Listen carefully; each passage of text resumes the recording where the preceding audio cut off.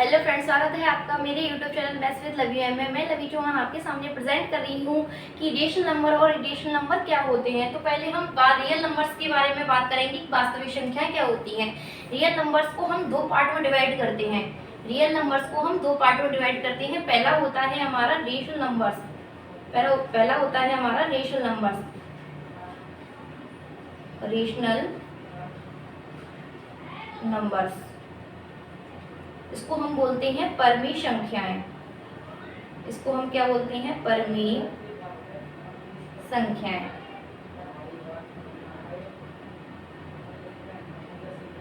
दूसरा हमारा होता है इरेशनल नंबर्स। इरेशनल नंबर्स,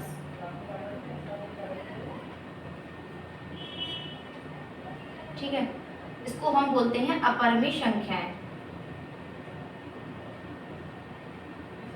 अपरिमेय संख्याएं।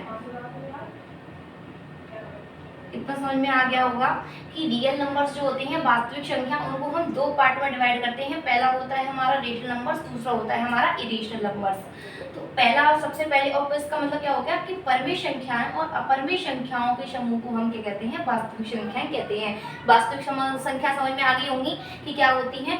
परिमेय संख्याओं और अपरिमेय संख्याओं के समूह को हम क्या कहते हैं? वास्तविक संख्याएं कहते हैं। इतना समझ में आ गया होगा। अब हम चलते हैं कि परिमेय संख्या क्या होती हैं। वे संख्याएं हम जिन्हें P/Q फॉर्म में हम क्या कर लिख सकते हैं, जिन्हें हम P/Q फॉर्म में लिख सकते हैं, वो क्या होती है? हमारी परिमेय संख्याएं होती हैं। मैं यहाँ पे लिख दे रही हूँ, वे संख्याएं जिन्हें हम P/Q फॉर्म में लिख सकते हैं, जहाँ P और Q both are integers।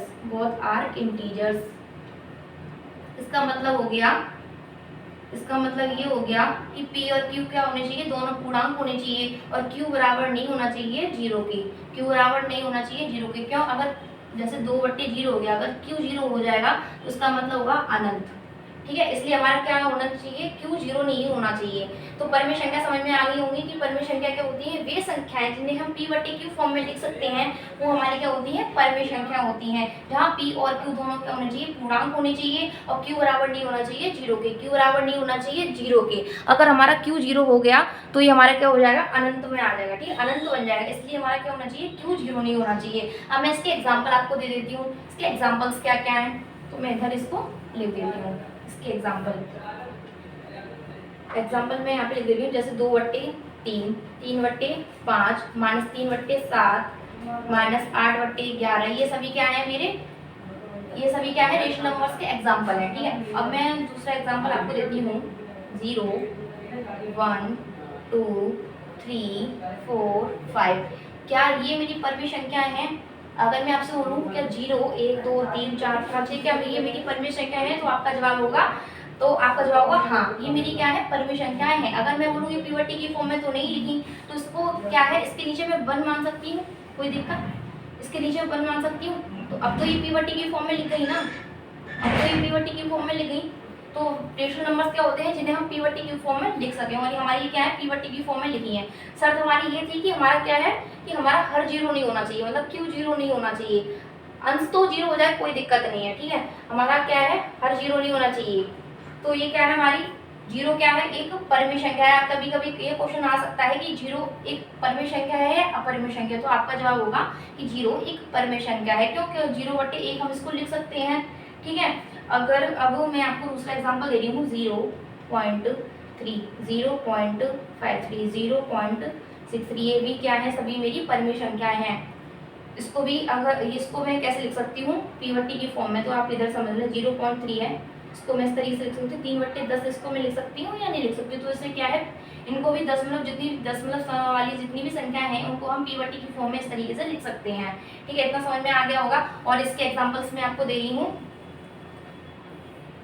मैं लिख दूँ यहाँ पे 0.3333। क्या ये मेरी परिमेय संख्या है? तो हाँ, ये मेरी परिमेय संख्या है। अगर दशमलव के बाद कोई भी नंबर है वो रिपीट होता जा रहा है, तो ऐसी हमारी संख्याएं जो होती हैं वो परिमेय संख्या के अंदर आती हैं। इसको मैं इस तरीके से लिख सकती हूँ, 3 के ऊपर बार, 0.3 के ऊपर बार। 3 के ऊपर बार का मतलब ये है कि 3 जो नंबर है वो रिपीट हो रहा है, मतलब 3 ये आता ही जा रहा है। इसको मैं P/Q फॉर्म में कैसे लिखूंगी? तो देखो, इसको मैं लिखूंगी 3, और 3 के ऊपर वार है तो उतने ही 9, मतलब जितनी संख्याओं के ऊपर वार होता है उतने ही हम क्या लिख देते हैं, 9 लिखते हैं। तो इसलिए क्या हो जाएगा, 1/3 आ जाएगा इसका, ठीक है। अगर मैं लिख दूँ 0.65656565, तो ये भी क्या है, मेरी परमेय संख्या है। इसको मैं किस तरीके से लिख सकती हूँ, 0.65 के ऊपर बार। मैंने क्या बताया था, जितनी मतलब संख्या रिपीट होती है उतनी संख्या के ऊपर हम क्या लगाते हैं, बार लगाते हैं। 6565 हमारा रिपीट हो रहा है तो 65 के ऊपर मैंने लगा दिया बार। इसका मतलब क्या हो गया, 6565 जो नंबर है हमारा रिपीट हो रहा है। इसको मैं किस तरीके मतलब P/Q फॉर्म में कैसे रिप्रेजेंट करूंगी इसको, 65 अपॉन में कितनी संख्या के ऊपर वार है, 2 संख्याओं के ऊपर वार है तो हम क्या लगा देंगे, 2 9 लगा देंगे। ये हो गया हमारा आंसर। तो क्या हो गया, P/Q। अब इतना समझ में आ गया होगा कि परमेय संख्या क्या होती है, वे संख्या जैसे हम P/Q फॉर्म में लिख सकते हैं। और Q बराबर नहीं होना चाहिए हमारा 0 के, P और Q दोनों क्या होने चाहिए, हमारे इंटीजर्स होने चाहिए, ठीक है। इतना समझ में आ गया होगा। तो अब चलते हैं अपरमेय संख्या की तरफ। अपरमेय संख्या क्या होती है, वे संख्याएं जिन्हें हम P/Q फॉर्म में नहीं लिख सकते।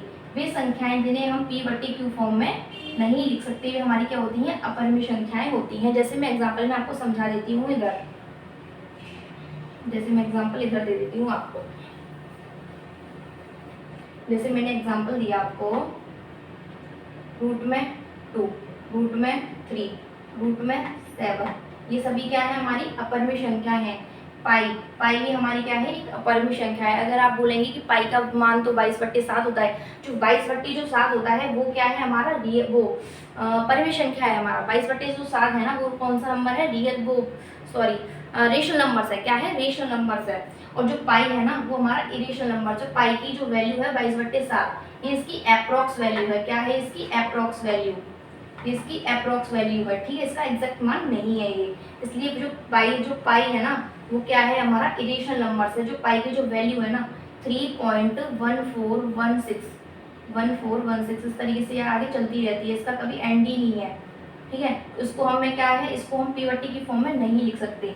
जैसे मैंने यहाँ पे लिख दूँ 0.3695430987, ये क्या है नंबर, ये इसका कभी एंड, इसका एंड हमें मतलब एंड होते हुए दिखाई नहीं दे रहा ना। तो इसमें कोई नंबर रिपीट हो रहा है, जैसे यहाँ पे 6565 नंबर रिपीट हो रहा है, यहाँ पे 33 नंबर रिपीट हो रहा है। तो ऐसे को हम क्या लिख सकते हैं, इन संख्याओं को हम क्या लिख सकते हैं, P/Q की फॉर्म में लिख सकते हैं। और इन संख्याओं को हम क्या लिख सकते हैं, P/Q की फॉर्म में नहीं लिख सकते। इसलिए हमारी क्या संख्या है, ये कौन सी संख्या है, अपरमेय संख्या है, मतलब इरेशनल नंबर्स है। और जो पाई है ना ऐसे ही इसका मान चलता रहता है, इसका कभी एंड नहीं है। इसलिए पाई क्या है, हमारी एक अपरमेय संख्या है, इरेशनल नंबर्स है। और जो 22/7 है ना, वो जो 22/7 है वो हमारा कौन सा नंबर है, रेशनल नंबर्स, मतलब कि परमेय संख्या है, ठीक है। इतना समझ में आ गया होगा। तो ये वास्तविक संख्या के अंदर ही ये क्या है, परमेय संख्या और अपरमेय संख्या ये सभी आते हैं। आज की वीडियो आपको कैसी लगी, आपको समझ में आया कि परमेय संख्या और अपरमेय संख्या क्या होती है। परमेय संख्या हमारी वो होती है जिन्हें हम P/Q फॉर्म में लिख सकते हैं, जहां P और Q दोनों क्या होने चाहिए, पूर्णांक होने चाहिए। और Q बराबर डज नॉट इक्वल टू 0, मतलब Q नहीं होना चाहिए 0 के बराबर, ठीक है। और हमारी अपरमेय संख्या क्या होती है, वे संख्या जिन्हें जो P/Q फॉर्म में नहीं लिखी जा सकती वो हमारी अपरमेय संख्या होती है। और जो परमेय और अपरमेय जो दोनों संख्याएं होती हैं वो हमारी क्या होती है, वास्तविक संख्याओं के अंदर आती हैं। इतना आज की वीडियो आपको कैसी लगी, और आज का ये आपको समझ में आया या नहीं आया, परमेय और अपरमेय संख्याएं, आप जरूर कमेंट में जरूर बताइए कि आपको आज की वीडियो कैसी लगी। और वीडियो आपको अच्छी लगी तो वीडियो को लाइक करना एंड शेयर करना। कल की वीडियो में मैं आपको इससे रिलेटेड कुछ क्वेश्चंस लेकर आऊँगी, तो कल की वीडियो में डिस्कस करते हैं क्वेश्चंस। चलिए तब तक के लिए बाय बाय, टेक केयर, अपना ध्यान रखना, बाय।